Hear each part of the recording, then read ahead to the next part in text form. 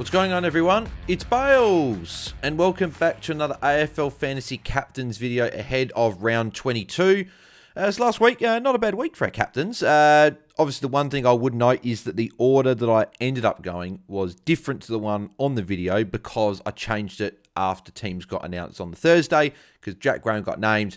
A little bit concerned about the Graham tag, and then we bumped Sheasel down the order. So that sort of just says, obviously, these videos are great, and I'll go through sort of my top 10 and my thoughts, but the order could potentially change on a Friday based on any team selection or anything else or whatever. So, but yeah, in terms of last week, we had, Trelaw 116 at 1, Zorko at 2 for 105, Bont at 3 for 135, Sheasel at 4 for 100, and Noah Anderson at 5th for 98. So Anderson being the only one that went under 100. So we didn't get any of the massive seeing scores. I had guys like Cherry at number 7, Whitfield at 8. So those guys missed out on the 5. It would have been good to have had them in or whatever. But we will move to round 22. We've got some tough calls this week because I think there are a few really good options, and I had trouble splitting a few of my top sort of probably 6. I think my top 6 were pretty comfortable, but yeah, but we'll get into all that. But as always, before we do, if you are enjoying the Captain's videos and the other content around here, make sure you smash a big thumbs up on the video.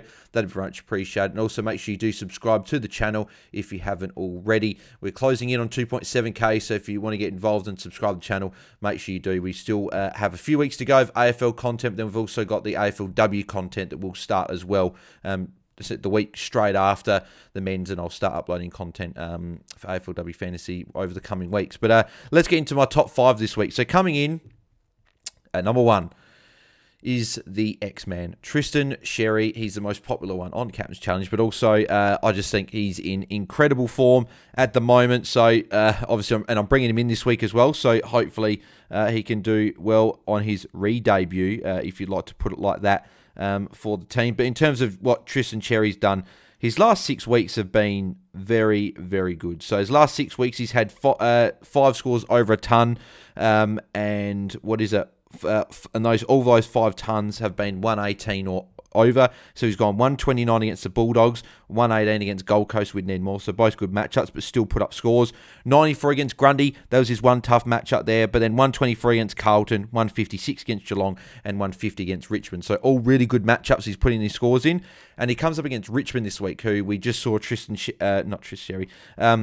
Witts score 141 last week, and he had 53 hit outs. So there's a chance that Cherry is going to have, he is starting with like 70-plus points already because he's essentially guaranteeing coaches 6, 7, 8 tackles a game and then 40 hitouts the way that his form has been. So all he needs to do is just get a few points around the ground. He's got 100 already, and then obviously he's got the ceiling that he's shown the last couple of weeks, which he didn't have at the start of the year. So I really like him. He's my number 1 option this week, just purely because of how good he's been, and I expect to continue. So I've got him at number 1.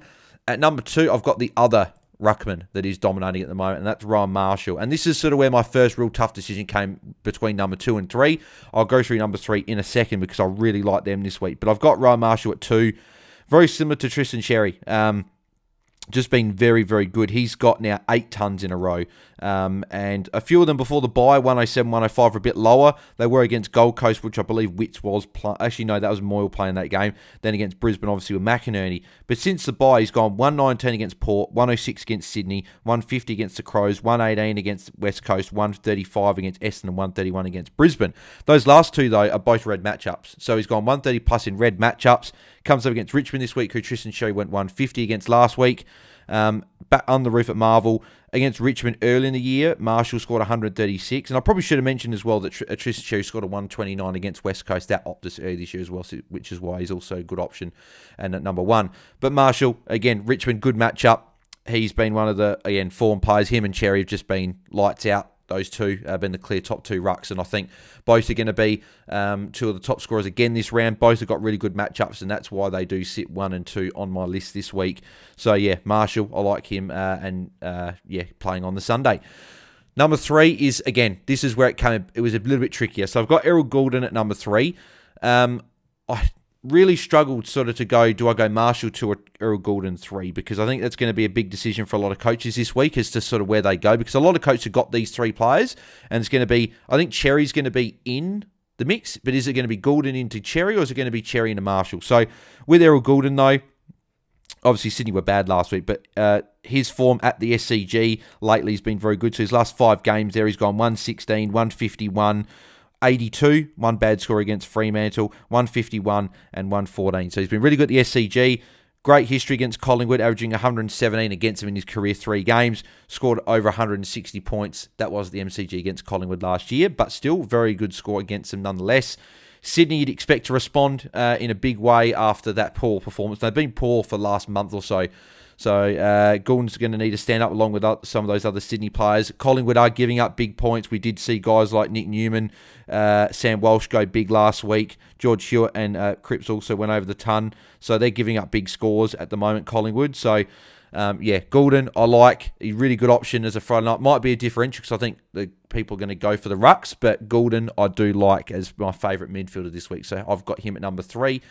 Coming at number 4, I've got the Bont, Marcus Bontempelli. We obviously saw last week he was really good.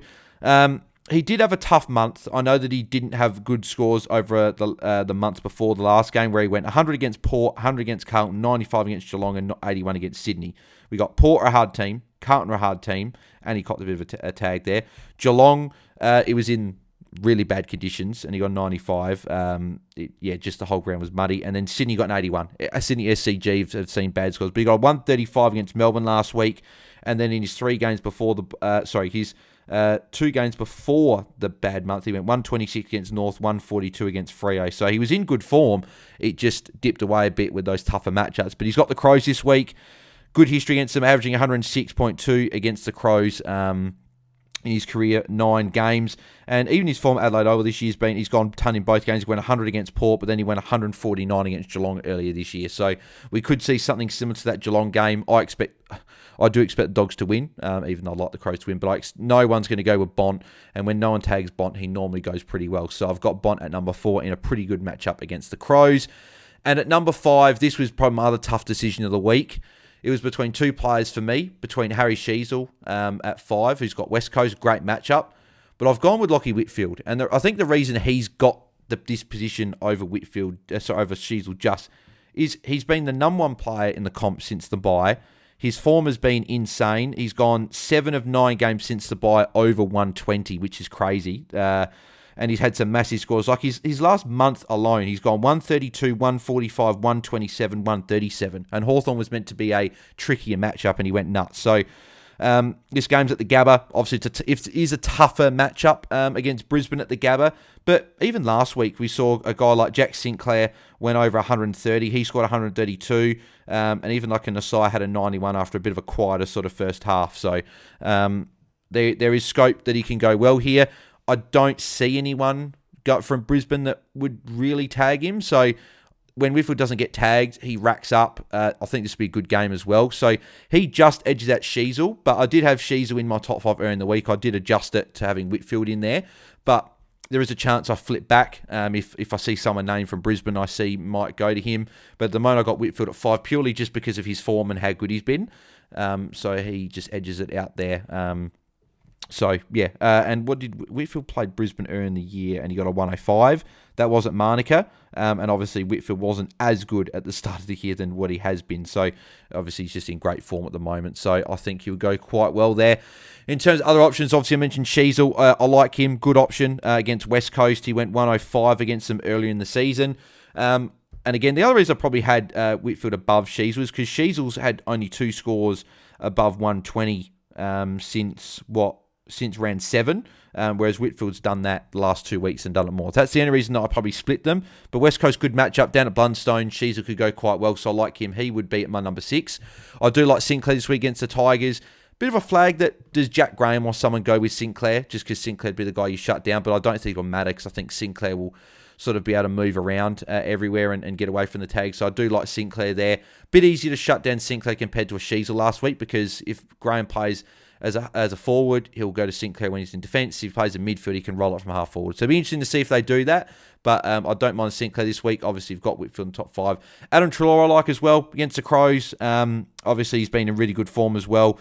His last 4, he's gone 121, 149, 125, 116. So really good scores. And the Crows are a decent matchup. So I think Treloar will go well as well. Andrew Brayshaw against Geelong. I don't expect the tag to go to him. If it's going to go to anyone, it's going to be Caleb Sarong or potentially even Hayden Young, who's been really good. So Brayshaw I expect to get off the chain and back at home at Optus after a loss at the Bombers last week. Big game this one against Geelong. I think Brayshaw will go well.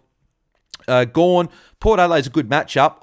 I know he went well last week. He's got 136. I just worry that they did say he's going to play sore throughout the remainder of the season. I saw photos going around on socials of his ankle, and it's all sort of purple and bruised up, and doesn't look very good at all to be running on. So I don't know if I could trust him as an option. And even as a VC, he plays on the Saturday night, so you probably there's a lot of good options before him, so it'd be more captain. So I probably wouldn't look at Gawn this week.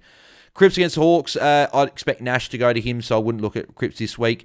Sarong, I would normally like against Geelong, good matchup, but I do expect him to get some sort of attention, so I probably wouldn't be looking at Sarong this week. And he hasn't shown the ceiling really much either. He went the 123 against Melbourne a couple of weeks ago in round 19, but that, again, he's only had the one score over 120 since round 8, so I don't think he's a captain option this week.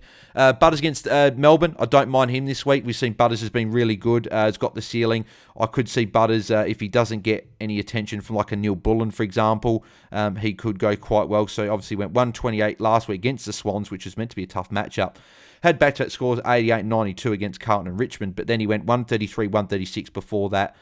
So we know he's got the ceiling, and I don't mind him against Melbourne this week, so I think he can go well. Zach Merritt against Gold Coast.